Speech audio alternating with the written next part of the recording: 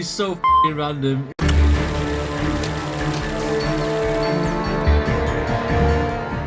Are you ready for a controversial Aussie and a piano?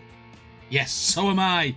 Today we've got a Patreon request from Basil Keane, and he's got me doing Tim Minchin, which is freaking awesome. This guy is so talented, he's so funny, so quirky, and he doesn't give two what he says, which is my kind of person.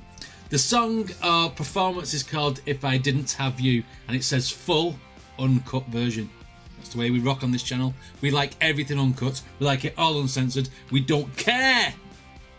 Anyway, before we jump into this reaction, if you do actually like my videos, then please consider to like and subscribe, and the link to this video will be down in the description for anyone who wants to check it out by themselves. Right, okay, Tim Minchin, If I Didn't Have You, 12 minutes long, 13 minutes long. This video is. Strap in! I bet it's going to be a ride.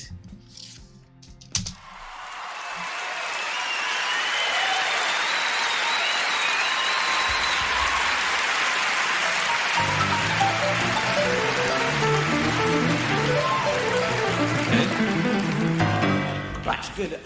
So I'm married. Ages ago, I got quite a long time. I've been married for a while. I got married to my wife. No shit. Seemed appropriate. She was my childhood. You know, they call it childhood sweetheart. I met her when I was 17. I met her when I was 17. And actually, here's something that's probably quite uncommon these days, and probably something you don't want to know. But I actually lost my virginity to. Okay. To the woman I ended up marrying. You're setting some up here. It's not quite as sad as it sounds. But it's pretty fucking close. Okay, so it's a play on I've only ever been with one woman. It's not, you know, it's not as bad as it sounds. Fucking okay. Okay, Tim, we've got you. We've got you. We see where you're going with your comedy. But it's pretty fucking close. But I love her. I love her very much, you know, and I've written a lot of songs about her. Come, come, come, I thought you left because of the God bashing. So hard to... I thought you'd left because of the God bashing. Oh, that is the way you heckle the audience for coming back in for going to the toilet or whatever. Nice one. Oh my God, he's cheeky, isn't he? He's cheeky. Songs about her. Come, come, come, I thought you left because of the God bashing. So hard to tell these days. You know, Pentecostal, small bladder. Oh, I don't know. You know. Oh, he's killing me. Oh. I've written a lot of songs for Sarah, for that is her name, over the years, and I always try to include one in my show just as a sort of thank you, really, because I just can't imagine my life without her, basically, and so this is for you, Sarah. It's called If I Didn't Have You. Yeah, yeah, if I didn't have you. Okay. Yeah. If I didn't have you to hold me tight. If I didn't have you to lie with at night. Okay.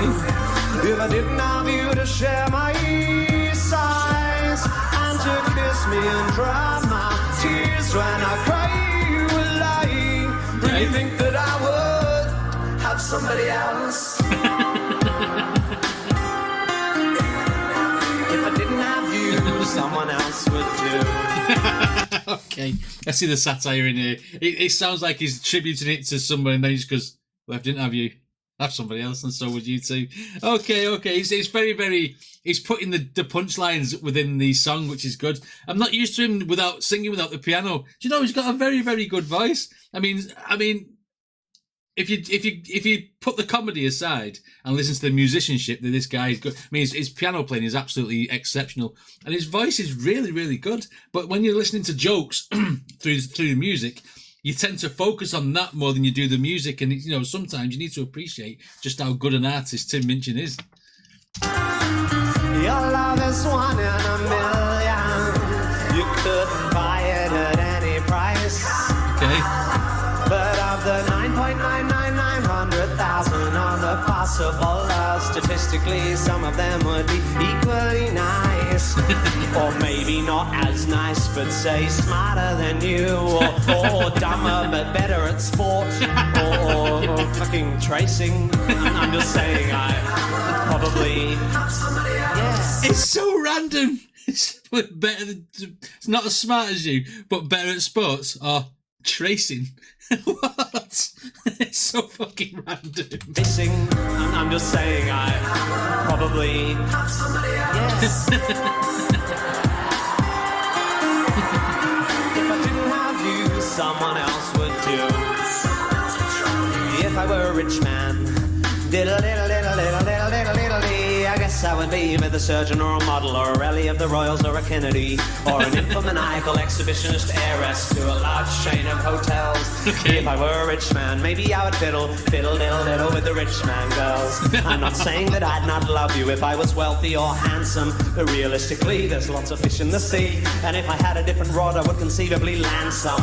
Even though I'm fiscally consistently pitiable and considerably less Brad Pitt than Brad Pitiful, am I really so poor and ugly?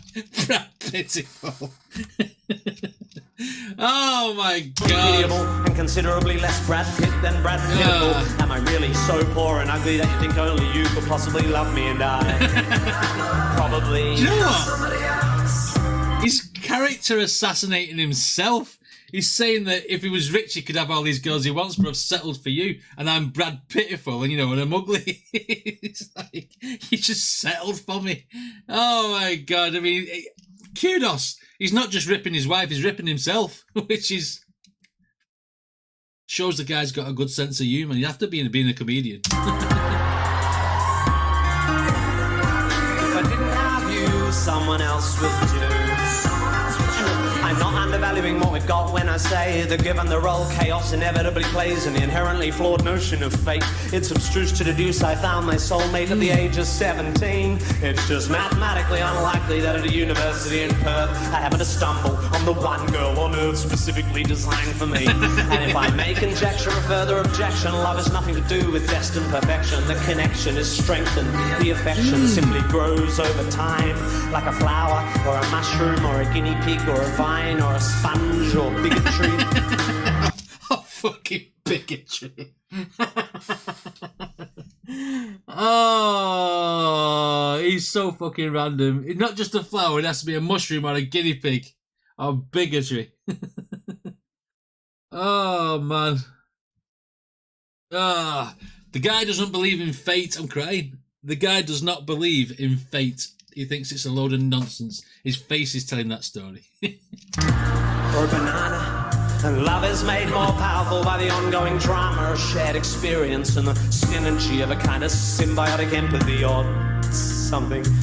So I trust it goes without saying that I would feel really very sad if tomorrow you were to fall off something high or catch something bad. But I'm just saying, I don't think you're special.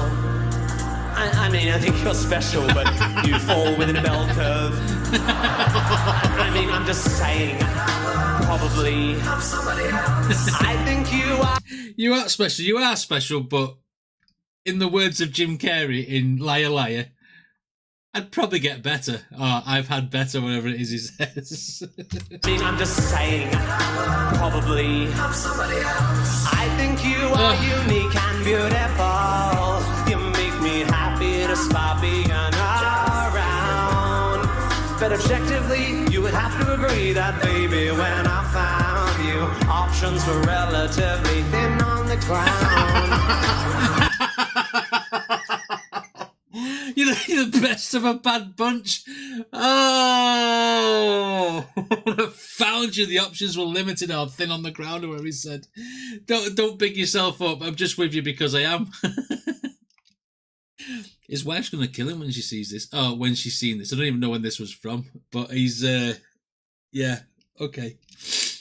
You're lovely, but there must be girls as lovely as you and maybe more open to spanking or fucking table tennis. I'm just saying, probably. I mean, I reckon it's pretty likely that if, for example, my first girlfriend Jackie hadn't dumped me after I kissed Winston's ex-girlfriend Nia at Steph's party back in 1993, enough variables would probably have been altered by the absence of that event to have meant the advent of a tangential narrative in which we don't meet, which is to say there exists a theoretical, hypothetical, parallel life where what is not as it is, and I'm not your husband and you are not my wife, and I am a stuntman living in LA, married to a small blonde Portuguese skier who went... So, for every action there's a reaction, and if you hadn't have done this back in the day, kissed that girl who was somebody else and all that, he may have been somebody else in a different time and a different place doing something different. Okay, I see where he's going. It's like an alternate universe. It's for every action there's a reaction, like I said, and his wordplay is brilliant. It's absolutely fantastic. He's trying to keep up with him like this. What? It's just fucking brilliant. Parallel life where what is not as it is, and I'm not your husband and you are not my wife, and I am a stuntman living in LA, married to a small blonde Portuguese skier who, when she's not training, does abstract painting, practices yoga and brews her own beer, and really likes making home movies and suffers neck down alopecia. But with all my heart and all my mind, I know one thing is true. I have just one life and just one love, and my love, that love is you. And if it wasn't for you, darling, you possibly. Do you know what? He does love her, doesn't he? He does love her. He's just making it satirical. It's just when he's saying like I do love you, stuff like that. That's sincere. That you can see that, but you know he just wants to make the punchline as well. It's the sarcasm that follows that makes it even. It's the impact of it. It's funny.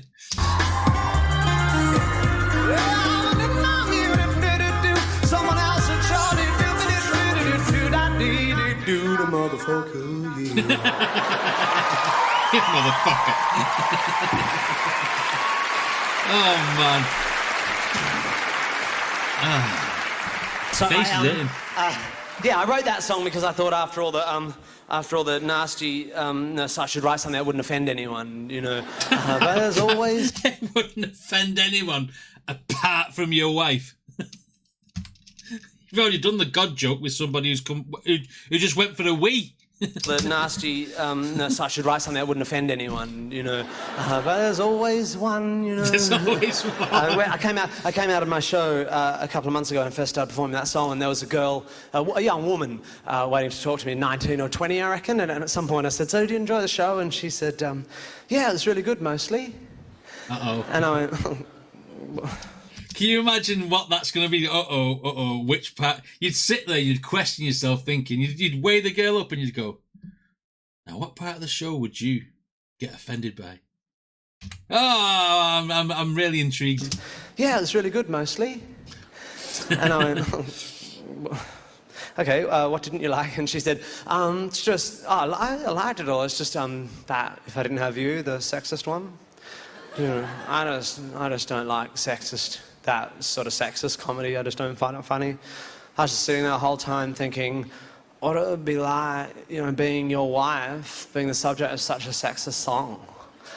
And I said, oh, you studying feminism at uni? Patronising, it's a fuck.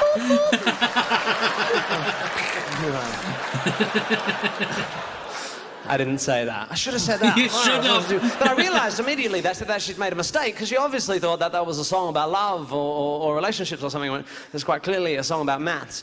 And also, I thought, well, what a hypocrite, you know, because actually, if you think about it, she was being sexist in making the rather condescending assumption that my wife as a woman couldn't handle that, you know, sort of humour, that my wife is some kind of wilting flower of a woman who cowers in the corner of my kitchen as I periodically beat her with bags of comedy oranges. But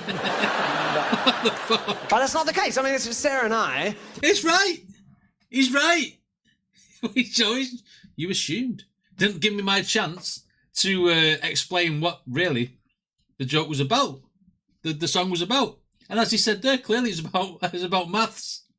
and everything else in between. Oranges. Oh.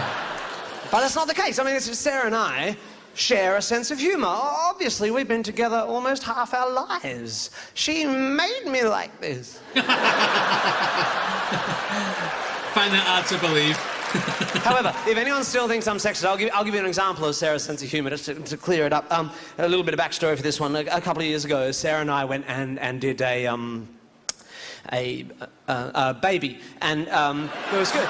You should definitely do one if you want. But I want to tell you something, because I didn't know this, right? When you first get your first baby, when they're little things, first couple of months, you spend your whole life scared shitless, because tiny babies, they sleep all the time, and when they sleep like this. They go.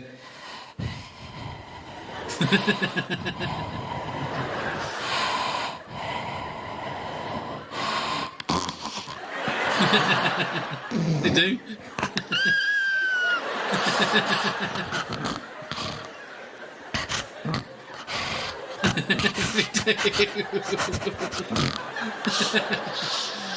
Oh man.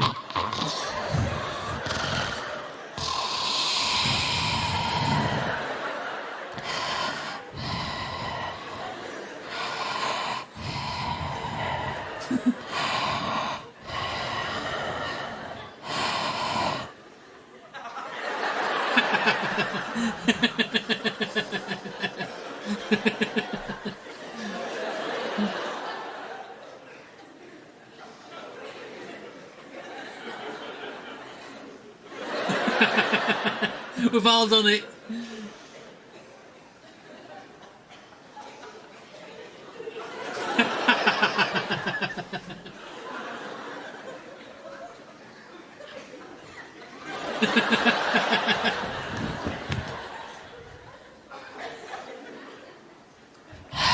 Fuck you, baby!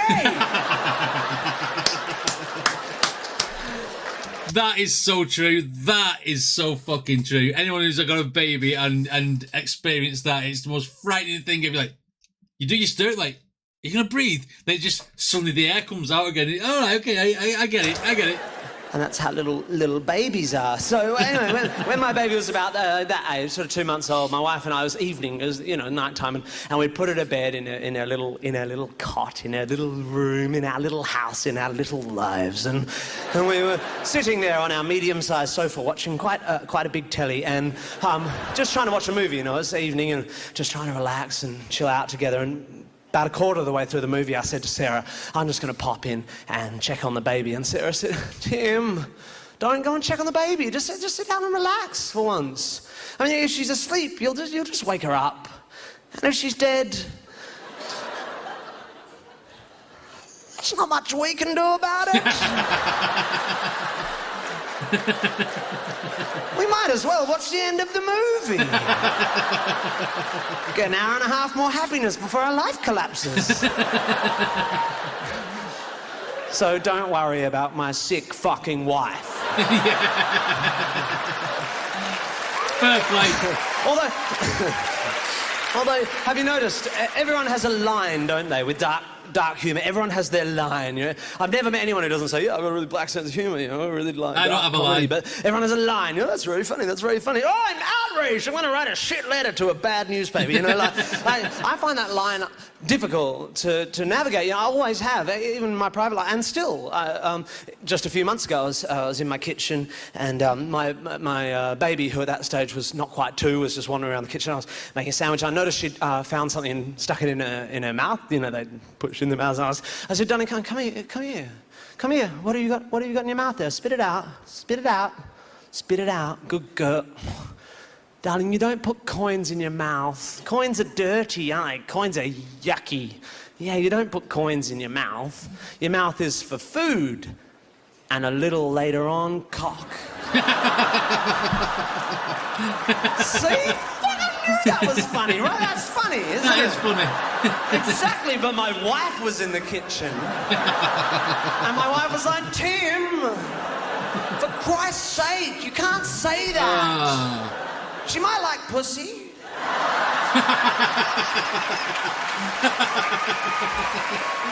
Oh my God. I love this guy. This guy is on the this guy's on the same level as what I am. He's fucking brilliant. I don't have a line either, and sometimes I say things that's too controversial to people. I mean, I try to keep myself restrained online, but it slips out. It slips out. There's nothing you can do about it sometimes. If something's funny, something's funny. You've got to say it. That was an incredibly funny performance, and like I say, it's the first time I've seen Tim Minchin do actual stand-up as well as there's music, and he's funny. He's a funny guy, and you know, yeah, I need to check some more out. I need to check some more out. Anyway, Basil, thank you for a great request. Anyway, if you like my videos, then please hit like and subscribe, and I shall see you on the next one.